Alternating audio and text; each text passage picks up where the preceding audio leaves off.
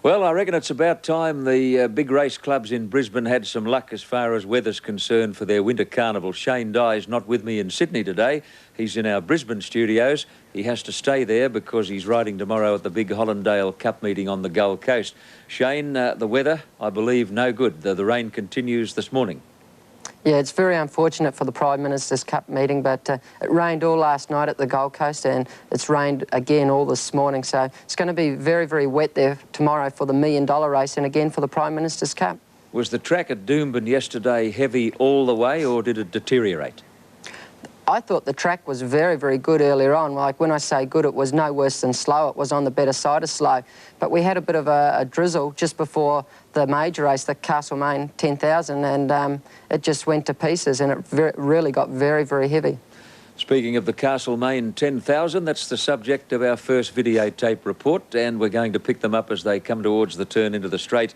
And as you can see, there's a swarm of leaders there. Whale of the night, Mel Shoemaker squeezing through on Meg's Ego. Shane Dye's riding Sonic Express in the black colours with the red cap. Barossa Boy with the white blinkers not getting a lot of room. And here comes Jimmy Cassidy on Rough Habit. About there, Shane, he looked like winning for sure. Yeah, he did. The weight told in the end. Another good run in the race is the fourth horse, Kinjite. What a run from him.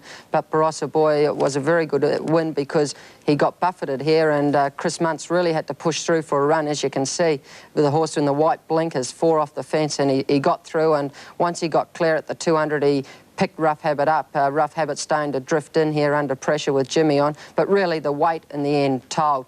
But if you have a look at the fourth horse, Kinjite, he's going to be pretty hard to beat in the Stradbroke in 2 weeks' time, John. Now, Rough Habit, I believe, is backing up in the Hollandale Cup tomorrow, so he must have done well overnight.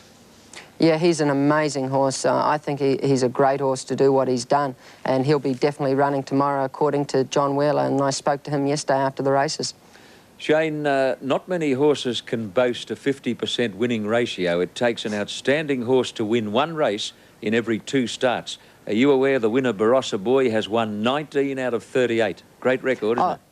Unbelievable record, John. He's very, very consistent. That was his first major win yesterday, Group 1 win, but he's always been consistent. He's won Group 2 races his whole life, and it was just good to see a horse as consistent as him. And he did just get beat last year when he looked as though he had it won. Prince Triale just got up and beat him, so his consistency paid off.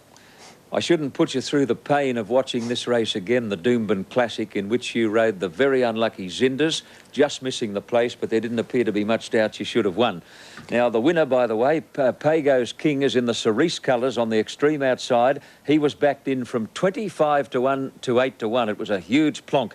Now, halfway down the straight, Faustiesta is coming at full mar. His Pago's King, and Shane Dye in the green colours with a darker green cap is getting clear, but too late, Shane. Yeah, he should have won, there's no doubt about that. The horse who ran about 6 called Cool Affair, right on the outside there in the white and black colours. It was an enormous run from him. I thought it was the best run in the race outside of Cinders. He's out of the picture now, and I'm sure he'll be very hard to beat in the Derby. But as you could see there, John, I didn't have much room, and when I got clear, he really got to the line very well, Cinders, and he really should have won the race. But the 6th horse, Cool Affair, he's a horse to really follow. What's next for Zinders? Cinders may run in the Pioche Stakes in a fortnight's time at Eagle Farm, but Bobby Thompson wasn't sure because you got the Grand Prix next Saturday, and it was just a bit too soon to back him up over 2,200, so he was probably going to wait and run him the following week. He seems to reserve his best form for Brisbane, doesn't he?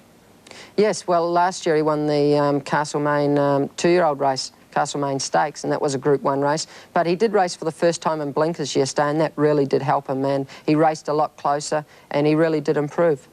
OK, race 8 at Doomben was the chairman's handicap. Shane Dye's mount here is Magnolia Hall, who's in 2nd place as they turn for home behind Corndale. The ultimate winner, Full Suit, is now being brought down the outside by Michael Pelling, and Fleet Dancer further out with the red cap. Now, the horse on the right of screen in all cerise is Demerit. He only plotted, Shane. Yeah, he didn't get to the line very well. I thought he was a little bit disappointing yesterday. My horse's run, Magnolia Hall, was very, very good from a Prime Minister's Cup point of view. He ran very, very well. He needed the run. And it's just a shame that a horse like Corndale, who's inside me there. I'm in the green colours in the middle. Corndale run third in the race. He's no good on wet track, so I'd hate to see what he did if he got a good track, but unfortunately he's not going to get one here in Brisbane. But the winner did win very, very easy, and he's a very promising horse, and he's getting into these races with not much weight on his back, so he will keep improving. OK, let's switch to Adelaide now, where the first day of the big Adelaide Cup Carnival was conducted, also on a heavy track. The coat pullers were out in force before the Goodwood Handicap. They all said Hugh Clays was an absolute duffer in the wet. Kenny Russell's heading straight out for the middle of the track as they turn for home. Now, that's Dapper's Hope on his inside, closing fast at that point, Shane. And the horse switching back to the rails is Cogitate, which eventually ran third. Yeah, well, Kenny Russell summed it up in Alan Denham yesterday that the track was better out wide, and he's a horse who hasn't been able to handle wet track, but out wide it was good, and he was just too good. I thought his run in the Galaxy 4 weeks ago was very, very good. It was an outstanding run, but I think to win a Galaxy you have to be a 1,400-metre horse, and back, even though it is a 1,000-metre race, it's just a different type of race. But really, the race yesterday was a race that really suited him, and Dapper's Hope had every chance in the race, John. The other big one was the South Australian Oaks, and the winner was a Victorian filly called Ramyar, trained by former jockey Gerald Ryan and ridden by Craig Dinn. Now, Ramyar turns for home in front in the pale green colours. Watch to the outside, a filly called Vivre la Fun starts to run on well, and the one closest to the inside rail is Ahura, and Regal Sea is in there too, Shane, in the blue colours, Lee Friedman's filly. Yeah, she had every chance. Her run in the AJC Oaks was good, but she was a little bit disappointing in Adelaide yesterday. The winner's coming up here in 2 weeks' time to run in the Queensland Oaks, so no doubt she'll have a chance. But it wasn't as strong as Oaksfield as normally, was it, John? No, they seem to be a little substandard on previous years.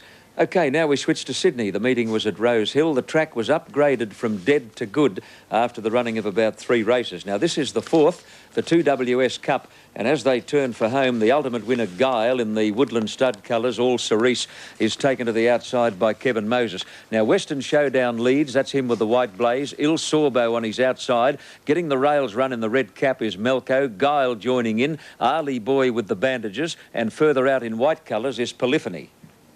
Yeah, Tough Enough run was pretty good in this race. He's a horse who likes a bit of ground, and the further he goes, the better he is, the horse that ran third. But, you know, the winner was just too good. There was no excuses for any horse in the race. They went along at a very nice pace in the race, so every horse had their chance. But the winner was just far too good, John. Now to race 6, the 2WS Civic Handicap, a time-honoured sprint on the Sydney Turf Club calendar. A small but select field and a keenly contested race. Search again led yesterday. He normally tails out in his races. Cavalier's running second. Punchline in the white colours putting in his run on the outside, and dropping out of it in white colours with the lamb's wool girth, Shane, is Top Comedian, who must have been in need of the run. Yeah, well, they went very, very slow here early, so it really suited the front runners, and that's why Nothing From Behind made up ground. They come home their last 600 metres in 34.6, so it was just impossible for any horse to be giving these horses a start and picking them up. And that's no doubt why a horse like Search Again won, and it was a very, very close finish, and there was bob of the heads. Absolutely. Both first and second horses are trained at Hawkesbury on the outskirts of Sydney, and most people will be surprised to learn that there are something like 500 horses in training at Hawkesbury nowadays. You wouldn't believe it. No, there is a lot of horses, and there's a lot of trainers out there, and Johnny Grisdale and Rod Hardwick, the 2 jockeys who rode the first and second place getters, they ride a lot out there too. Hawkesbury's got a big future. OK, we go to Melbourne. Moonee Valley was the venue, and we picked them up in race 5, the 3MP handicap, which was over 1,206 metres, and this resulted in a terrific finish. Abs is a clear-cut leader as they turn for home. Now, Turnout has got cerise colours. It's coming through on the inside of Abs, and getting a rails run is halved, but it's the 5-year-old son of Brigand, Turnout in the middle, poking his nose out, Shane. Do you know that horse? No, I don't. I've ridden Turnout before. I rode him in Melbourne for Pat Hyland, and he's a very, very good horse. Well, he got there by a whisker from halved on the inside with Abs third, and it's good to see Paddy Hyland making inroads as a trainer. He's certainly was a great jockey, and he looks like emulating that performance in the training ranks. Race 7 at Moonee Valley was a mares event, and High Chicago had a handy lead as they turned the corner. Now, Tell Your Fortune is in brown and yellow colours, making a run on the outside. Closer down to the rails, you'll see Miss Muncher, and Rose of Demas has got yellow with the black cap and a big lamb's wool girth, and she's coming through in the middle. But the winner bolted in, Shane. Yeah, he did. The jockey Taggart, he had a good day. He rode a couple of winners, and he rides very, very well. He's an underrated jockey, and if he could get a bit of a run along in Melbourne, I'm sure he'd ride plenty of winners. OK, you've got a light book, I believe, on the Gold Coast tomorrow. You're not working too hard. Only a couple of rides tomorrow and again Wednesday, and it's going to be a great day's racing tomorrow in Brisbane, at the Gold Coast, I should say. With the $1 million race, you've got Clan O'Sullivan, Yachty and Commissar, the horse I'm riding, who's going to be pretty hard to beat, but it's going to be a very, very heavy track. And then again on Wednesday, what a great day's races. The Prime Minister's Cup, I'm on a horse called Magnolia Hall, and he's got a great chance in the race, John. Yeah, what about the Gold Coast? You haven't mentioned your prospects there. No, that's at the Gold Coast. On Wednesday. Yeah, no, tomorrow's meeting, I mean.